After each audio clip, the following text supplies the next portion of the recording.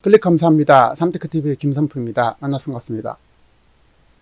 이번 시간은 코로나 극심한 후유증, 하루 확진 1000명 넘는다, 직원 절반 해고, 빛공화국, 사상 최초 추경 4차, 일단 대출 바꿔보자, 노래방 PC방 자영업자 생계 막막, 전세계 집콕, 해수욕장 근육부터 폐장에 대해서 알아보도록 하겠습니다. 자, 신문 헤드라인 몇 개 보고 말씀 나누겠습니다. 자, 이대로 하면 하루 확진 1000명 넘는다, 전 질본 본부장의 경고. 일 신규 확진자 1300명 역대 최대, 코로나 재확산 공포, 한국도 마찬가지죠. 극심한 피로감에 망상증도, 끝날 때까지 끝난 게 아닌 코로나19. 자, 이게 매우 이제 후유증이 크다는데요. 유의를 해야 될 것 같습니다. 노래방, PC방 영업 중단, 업주들 살 길이 막막. 자, 자영업자들이 이제 살 길이 막막하다는 건데요. 전국 모든 해수욕장 오늘 밤 12시 긴급 폐장한다. 코로나19로 세계는 집콕이다. 모두 다 이제 집에 가만 앉아 있다는 것이죠. 자, 한국도 미국도 이렇게 집에서만 있다는 것입니다. 단독 대형 마트 없애자. 주변 상권도 죽었다. 자, 서로 상생하는 것이 이제 경제죠. 주변 상권이 당연히 죽게 됩니다. 마트가 없어지면. 자, 이스타항공 직원 절반 해고됐다. 해고한다. LCC발 고용 대란 현실화됐다. 추경 60년 만에 4차 추경 가능성 솔솔. 기재부도 또 뵙기 들까? 뒷북경제 4차 추경해 재난지원금 또 주자는데 받으시겠습니까? 자, 수렁에 빠진 빛공화국 질도 악화됐다. 신용저출 막힐라. 직장인들 일단 받아두고 보자 라는 움직임이라는 것입니다. 한마디로 얘기해서 정부나 됐든 개인이 됐든 각 기업이 됐든 빚에 매우 지금 이게 노출되어 있는데요. 빚이 많으면 그만큼 빨리 부도로 된다는 것은 역사적으로 증명되고 있습니다. 그래서 빚이 많다는 것은 매우 유의를 해야 될 부분인데요. 지금은 어쩔 수 없는 그런 상황 같습니다. 자, 코로나 확진자 수가 수도권을 중심으로 급격히 증가하는 가운데 강력한 방역 조치가 없으면 확진자가 하루에 1000명대를 넘어설 수 있다는 전망이 나왔습니다. 한국과학기술단체 총연합회와 대한민국 의학한림원이 21일 온라인으로 연 코로나 2차 대유행 긴급 대비 자담회에서인데요. 자담회에서 참석한 이정구 서울대 의학교수 전 질병관리본부장은 앞으로 일주일간 방역조치를 제대로 취하지 않으면 하루에 1000명 이상 확진자가 발생할 소지가 있다면서 방역조치를 제대로 취하면 하루 확진자가 400명대로 발생하다가 줄어들 것으로 추측하고 있습니다. 자, 한국은 지금 이제 하루에 332명까지 늘어서요. 300명대를 넘어서고 있는데 전체적으로 17,000명이 넘어서고 있습니다. 사망자 수는 이제 309명이 이르고 있고요. 지금 이 그래프상에서 보시면 알겠지만, 우리 이제 3월 달에 이렇게 급격히 들었다가 이제 다시 줄었다가 지금 계속 가다가, 지금 8월 달에 들어서 이렇게 쭉 올라가고 있는데요. 어쨌든 정치적으로 이용하든 뭐든 지금 현재로서는 상대적으로는 좀 늘은 건 사실 같습니다. 그리고 이제 8월 21일 이후 일주일 동안 일일 확진자 수 예측을 해야 된다 보면 이렇게 급격히 증가해가지고 일일 확진자 수가 이제 1000명이 넘어간다는 그런 시나리오가 되겠습니다. 자, 자료에 따르면 일주일 후인 28일 전국 일일 확진자 수는 최대 1182명, 수도권 1077명까지 증가할 수 있다는 것입니다. 이 교수는 신천지 집단 감염 당시와 비교해서 사회적 거리두기 강도가 5분의 1로 약해진 것을 주요 원인으로 분석했고요. 사회적 거리두기 강도는 지금 2.5배로 강화해야 환자 수를 10명 이내로 줄일 수 있다는 처방을 내놨습니다. 자, 전 세계적으로 이제 코로나는 이제 끊임없이 계속적으로 증가 추세에 있습니다. 한국도 마찬가지고 전 세계도 이제 꾸준히 증가 추세에 있는 건 사실입니다. 이제가 한림대 의대 교수도 사회적 거리두기 강도가 느슨해진 점을 감염 확산의 주요 원인으로 지목했습니다. 교회 소모임뿐 아니라 카페와 식당, 학교, 학원 등 관련 시설에서 확진자가 많이 늘었다는 것은 국민의 사회적 거리두기가 그만큼 느슨해졌다는 의미라면서 불가피한 면이 있지만 정부 외식이라든지 여행 장려 같은 캠페인도 사회적 거리두기를 느슨하는데 한몫했다고 원인을 분석하고 있습니다. 자, 코로나19 확진자가 서울과 수도권에서 집중되면서 서울 경기 지역이 의료 붕괴 우려도 제기되고 있고, 홍성진 카톨릭대 교수는 확진자가 빠르게 증가하고 최근 확진 판결을 받는 대부분 환자들이 60대 이상 고위험군이라서 중환자 수용할 수 있는 병상이 빠르게 소진되고 있다면서 이런 추세라면 병상 부족 현상도 올 수 있다면서 우려를 하고 있습니다. 현재 수도권의 중환자 입원 병상은 15개에 불과합니다. 그리고 이제 극심한 피로감에 왕상증까지 있다는데요. 자, 신종 코로나 감염증이 확산이 장기화되면서 자, 완치 환자도 늘고 있지만 그만큼 후유증을 겪은 사례도 지속적으로 보고되고 있다는 것입니다. 코로나19 투병기를 쓰고 있는 부산 47번 환자 교수 대표적인 사례인데요. 최근 페이스북에 5개월이 넘게 각종 후유증에 시달리고 있다면서 완치자라는 말 때문에 사람들이 중장기 후유증을 겪는 회복자들이 많다는 걸 모르고 있고 아직도 코로나를 가볍게 여기는 것 같다면서 말하고 있습니다. 그가 거론한 후유증은 집중력 저하, 가슴 복부 통증, 속쓰림, 피부색 변화 보셨죠? 새까마신 분들, 그 다음에 만성 피로 등이 되겠습니다. 이처럼 코로나 확진자 중 치료를 받고 퇴원한 완치자 중 일부에서는 폐기능 저하, 가슴 통증, 근육통, 만성 피로 등 심각한 후유증을 겪을 것으로 나타나고 있는 것입니다. 코로나 완치자라는 용어 대신 회복자라는 표현을 써야 합당하다는 주장에 힘이 실리는 이유가 되겠고요. 의학계와 전문가에 따르면 코로나 완치 이후 보고되는 후유증 증상은 만성 피로, 가슴 복부 통증, 피부색 변화, 브레인 포그, 이제 안개 같은 그런 증상이라는 것이죠. 이제 머리가 어지럽다는 얘기겠죠. 기억력 저하 등 다양하다는 것입니다.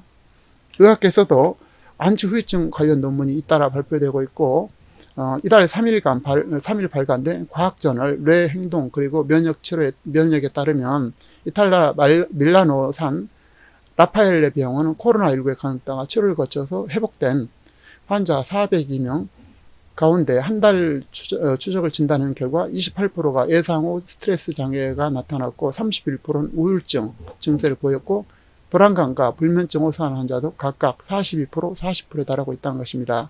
20%는 강박관념의 후유증 증후군을 겪는 것으로 조사됐고 중증 환자일수록 후유증은 더 심각하다는 것입니다. 자, 중요한 것은 생활 속에서 어떤 주의가 매우 필요하겠고 건강관리와 예방이 최우선이기 때문에 예방이 필수적인 손 씻기, 입이나 이렇게 코로 만지지 않는 것, 이런 주의, 대중이 많이 보이는 것을 가급적 피하는 것, 시간을 단축하는 것, 이런 것들이 매우 필요할 것이라 보입니다. 자, 노래방, PC방 영업 중단. 자, 업주들 살 길 막막하다는데요. 노래방이나 PC방뿐 아니라 클럽, 모든 일종의 자영업자들이 다 해당될 텐데요. 그래서 매우 지금 살 길이 막막해지고 어려움이 가속화되고 있다는 사실을 우리가 인지를 해야 될 것입니다. 그리고 이제 상생해야만이 서로 산다는 것인데요. 대형마트 없애자, 주변 상권도 죽었다는 것입니다. 대형마트를 없애자는 것이 운동이 대대적으로 일어났었죠. 그런데 이제 반대로 현상이 나타났다는 것입니다. 그래서 서로 상생하는 경제라는 사실을 우리가 좀 인지를 했으면 좋겠다라는 생각을 갖게 됩니다. 자, 대형마트 폐점 이후 주원 상권이 침체했다는 연구 결과가 나왔습니다. 지금까지 출점과 관련 연구 결과는 있었지만 대형마트 폐점 이후 상권 분석에 대한 연구 결과가 나온 것은 이번이 처음이라는데요. 이번 조사에서 주변 상권을 죽인다던 대형마트가 빠지고 난자 오히려 주변 상권의 매출이 2년 전으로 회귀하는 등 극심한 침체를 겪고 있는 것으로 나타났습니다. 소비 패턴 변화와 각종 규제로 대형마트 점포들이 폐점을 서두르면서 해당 지역 상권과 고용시장에 빨간불이 켜질 것으로 전망되고 대형마트 폐점 후 소형 점포가 가장 큰 타격을 받은 것으로 드러나면서 현재 소상공인을 살리기 위한 명목으로 추진된 규제 기반의 유통산업 정책에 대한 전면적 검토가 필요하다는 지적이 나오고 있습니다. 서울경제가 입수한 한국유통학회 대형유통시설 주변 상권에 미치는 영향 연구 보고서에 따르면 대형마트 폐점 후 예비 고객이 빠져나가면서 인근 슈퍼마켓 등 매출이 감소한 것으로 나타났던 것입니다. 자, 이스타항공 직원 절반 해고 LCC 고용 대란 현실화를 보면요. 2분기에 늘어난 LCC 영업 손실 단위 억 원인데요. 자, 이게 2분기를 보면요. 제주항공은 마이너스 843억 원, 진에어는 596억 원, 에어부산은 514억 원,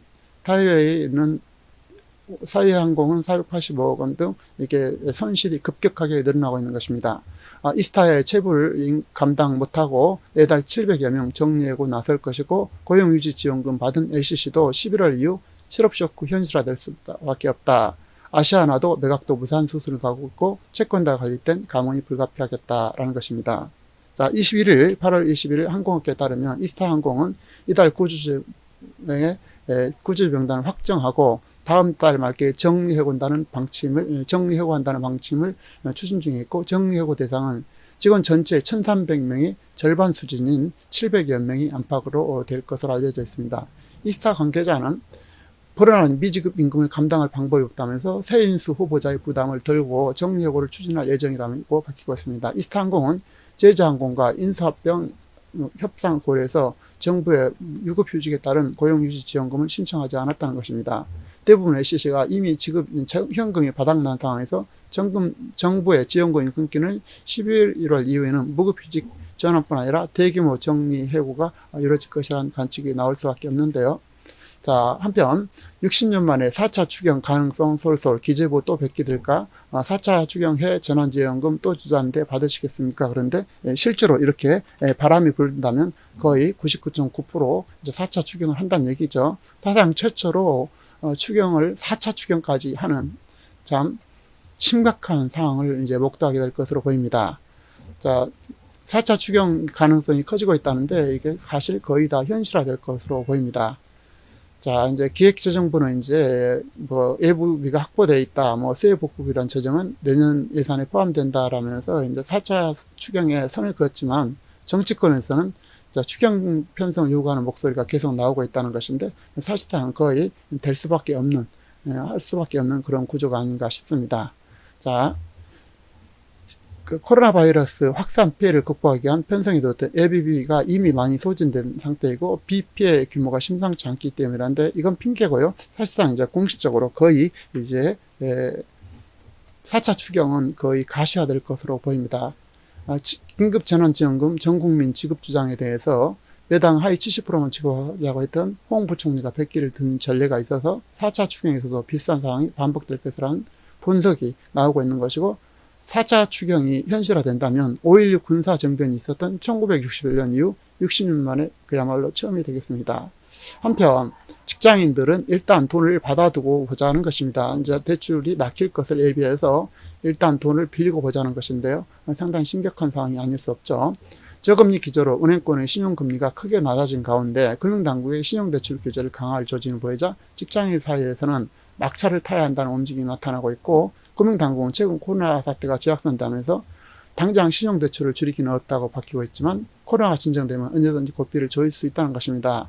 8월 20일 직장인 익명 게시판 브라인드에서는 당장 쓸 돈은 없지만 나중에 대출을 맡길 수 있을 것 같다면서 신용대출을 이렇게 문의하고 있다는 것입니다. 이 같은 글에 다들 이제 공감을 나타내고 있다는 것인데요. 자, 정부가 규제할 수 있을 것 같다라는 이제 직원들의 이제 뭐 이렇게 의견이 있다는 것이 어쨌든 이자를 조금이라도 미리 내더라도 대출을 실행해 두는 것이 나을 것이라는 댓글을 달기도 했습니다. 시중은행에는 신용대출 관련 문의가 꾸준하게 늘고 있고 금융에 따르면 전 금융권 신용대출은 증가폭은 점점 확대되고 있고 4월엔 전월 대비 6천억 늘어났는데 그쳤지만 5월에는 1조 1천억 6월에는 3조 7천억 크게 뛰고 있습니다. 7월 달엔 4조 원이 늘었다는 것입니다. 놀라운 수치가 아닐 수 없는데요. 그야말로 7, 8배 느는 상황이 되겠습니다. 금융위는 주식 매매자금과 코로나에 따른 생활안전자금 수요, 주택시장 과열에 따른 긴급 매매자금 등 수요인이 맞물린 복합적 현상으로 보고 있고 현재 시중은행의 신용대출 금리는 1금융 1등급 기준 만기 1년 기준 1.75에서 3.17% 낮은 수준입니다. 최근 신용대출 급증세가 부각되자 금융당국이 신용대출 억제 방안을 고민한다는 것으로 알려져 있자 신용대출의 막자 바람은 타고 있는 것이고요. 자, 신용대출 한도를 줄이고 심사를 강화하자는 등 보다 직접적인 지시가 내려올 가능성이 배제할 수 없다는 것입니다. 자, 수렁에 빠진 이제 빚공화국 또 질도 악화됐다는데요. 대한민국 부채 리포트에 보면 부채가 758조, 기업부채가 국가부채가 758조, 기업부채가 1954조, 가계부채가 1827조, 작년 GDP 대비 237%, 올해는 5천조 육박할 듯 증가세가 가파라서 경제 시한폭탄이 예고되고 있다는 것입니다. 한국 경제가 국가, 기업 등 이른바 3대 부채에 늘 빠져 있고 올해 3차례나 추경을 편성하면서 이제 4차까지 하면서 자, 4차 할 것이겠죠. 국가 채무는 840조 육박하고 있고 사상 최저금리 시대를 맞아 가계와 기업 부채는 눈덩이처럼 불어나고 있습니다. 이것은 이제 1000조 원대에 육박할 것으로 보이고 국가 채무는 자 8일 국제결제은행 BIS에 따르면 한국의 지난해 말 가계부채는 1827조 원으로 기업부채를 제외하고 기업 부채, 금융회사를 제외하고는 1954조, 정부 부채는 758조에 달하고 있습니다. 총 부채는 4,539조 원으로 국내 총생산 GDP의 237%였고요. 문제 심각성을 더하는 것은 규모 자체보다는 증가 속도라는 것입니다. 지난 한 해 동안 12.8% 급증해서 43개국 가운데 4위에 올랐고요. 올해 신종 코로나 바이러스 감염증 충격으로 빚이 세포 증식하듯 가파르게 늘고 있어 총 부채 5천조에 육박할 것으로 보입니다. 부채 양도 우려스럽지만 질도 매우 나빠지고 있어서 국민 혈세로 상환해야 된 적자성 국가채무는 올해 사상 처음으로 500조를 돌파할 수가 있겠고, 이자 비용도 꾸준히 증가해서 20조를 넘어설 것으로 보입니다. 끝없는 위기 속에 각자 역할에 충실해야 될 것이고, 건강을 또한 지키면서 좋은 날을, 또 앞으로 밝아올 좋은 날을 기대하면서 지금 내실을 기하고 철저히 준비를 해야 할 것입니다.